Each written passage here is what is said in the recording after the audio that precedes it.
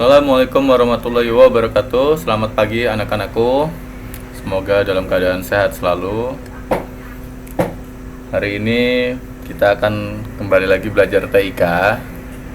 Tapi sebelum belajar, kita seperti biasa berdoa terlebih dahulu. Berdoa mulai anak-anakku. Oke, berdoa selesai. Kita akan lanjutkan pelajaran yang minggu kemarin di halaman 18, 19, 20. Nah, sebelumnya Pak Jati dan Pak Fuad mau minta maaf dulu karena kemarin soundnya ternyata mic headset Pak Fuad itu putus, jadi nggak kedeteksi di tengah-tengah video. Oke, nah kita akan ulang dari halaman 20. Nah, di situ ada mengenal komputer. Jadi komputer itu kalau kalian bisa lihat ada komputer meja dan komputer jinjing. Karena kemajuan teknologi, komputer yang tadinya adanya di meja, makin lama komputer bisa dibawa-bawa pergi. Itu contohnya laptop. Oke. Nah, komputer meja itu biasanya kalau di sekolah kalian bisa lihat, bisa main ke sekolah. Nanti kalau sudah mulai normal keadaannya, kalian bisa lihat di lab itu ada yang namanya komputer meja atau PC, personal komputer. Tulisannya P dan C, PC bacanya, personal komputer. Nah, itu biasanya ada di kantor-kantor, ada di lab komputer. Nah, kalau yang laptop yang bisa dibawa-bawa pergi itu biasanya ayah bunda kalian punya. Pak Jati pun juga pakai laptop. Bedanya apa sih, Pak? Bedanya adalah fleksibilitasnya aja ya. Untuk spesifikasinya sama ya. Nah, yang B, bagian-bagian komputer. Nah, komputer terdiri atas 3 bagian. Oke, komputer itu terdiri atas 3 bagian, yaitu ada hardware, software, dan brainware. Kalau kemarin Pak Fuad udah terangin, ada yang masih ingat materinya, hardware itu apa? Ya, benar, hardware itu perangkat keras. Apa sih, Pak, perangkat keras? Jadi kalau Pak Jati jelasin secara terjemahannya Pak Jati, perangkat keras itu kalian bisa lihat dan kalian bisa sentuh itu alatnya. Jadi kalau kalian lihat komputer, kalian bisa sentuh keyboard, kalian bisa lihat keyboard, yaitu perangkat keras. Nah, apa bedanya software? Kalian bisa lihat software, tapi kalian tidak bisa sentuh software. Kalian bisa sentuh software menggunakan alat bantu, yaitu mouse ya. Kalian bisa klik, semisal Pak Jati mau klik yang namanya software apa nih, di sini nih Pak Jati punya software Google misal.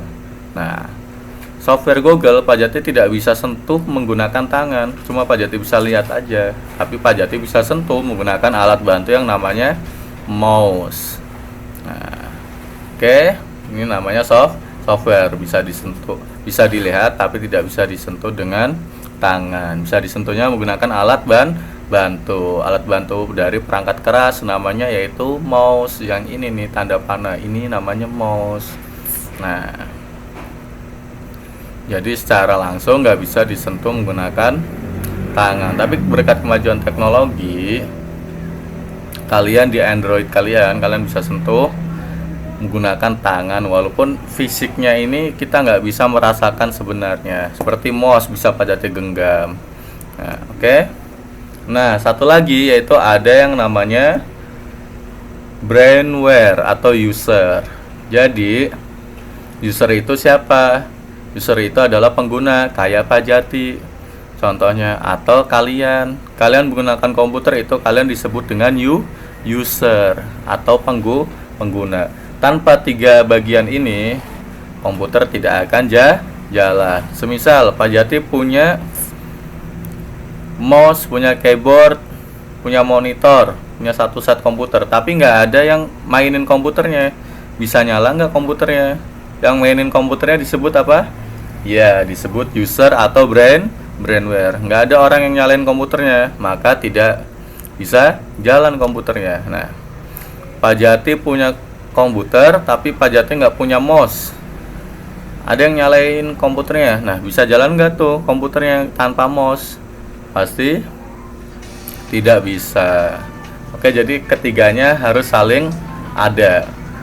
Apa tadi? Harus ada 3 bagian: hardware, perangkat keras, software, perangkat lunaknya, dan user atau brainware, orang yang menggunakannya, mengoperasikannya. Oke, di halaman 21 itu ada contoh perangkat keras ya. Nah, perangkat keras kalian bisa baca. Di situ ada contoh CPU. CPU yaitu kepanjangan dari Central Processing Unit ya. Ini bahasa Inggris, Central Processing Unit. Nah, CPU ini letaknya ada di dalam CPU ini kalau kalian lihat badannya besar nih, sebelah kanan, sebelah gambar chip ya. Nah, itu CPU. Nah, di dalamnya yaitu ada yang namanya chip, otaknya komputer. Nah, di situ di halaman 22 ada monitor layar. Gambarnya sama seperti TV. Ada keyboard seperti papan ketik ya. Kalau kalian lihat keyboard, pasti kalian udah familiar. Kalian lihat di laptop ayah bunda kalian, pasti lihat yang namanya papan ketik. Itu disebut dengan keyboard. Mouse. Nah, mouse sebagai alat bantu penunjuk di monitor, di layar.